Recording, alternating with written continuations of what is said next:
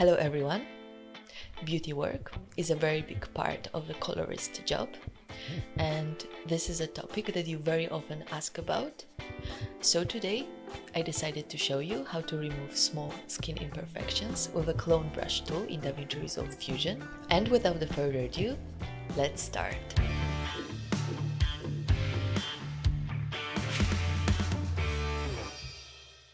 I am in the editing tab, and I've already imported and dropped my clip onto the timeline. I found it on Pexel's videos, and we will be removing this small beauty mark. So let's open our clip in Fusion. I will right click on it and I will choose New Fusion Clip. And now we can go to our Fusion page, and we have already got here our media in and out nodes. I will move them closer. And the best part of this tutorial is that we will need only one node. So I will click on my media in node, then shift space, and then I will grab the paint node. Okay, let's move our cursor to the very beginning of the clip.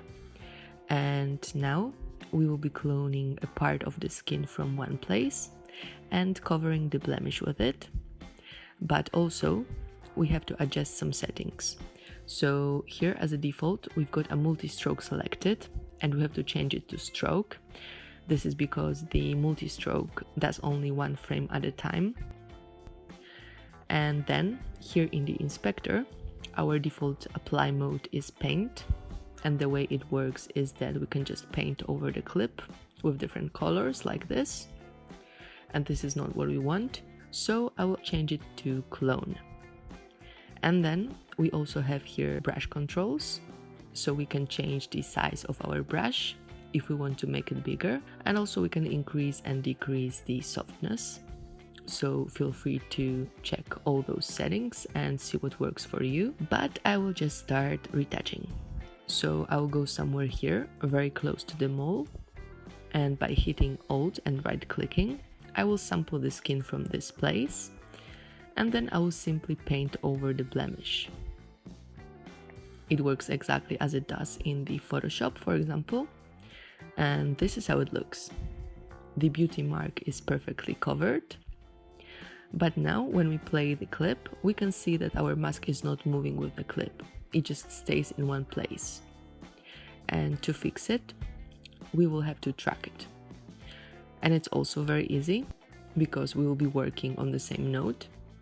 So we will go here to modifiers, and here we have all of these strokes we painted, and it will be very tricky to track them separately, so we'll group them together first.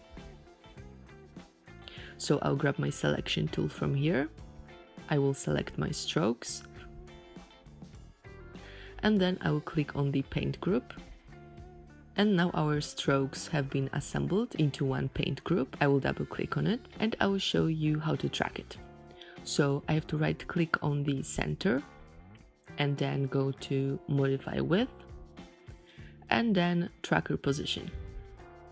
And here we've got our tracker, and to make it work we have to determine our tracking source first, and in most cases it will be our clip, which is the media in node. So I can just type it in here.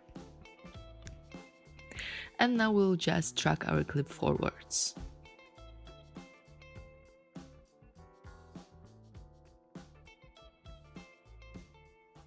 Okay, done. And here on the timeline, we can see all keyframes that our tracker has created automatically. And here on the clip, we can see the path. So now, let's just see the final result full screen.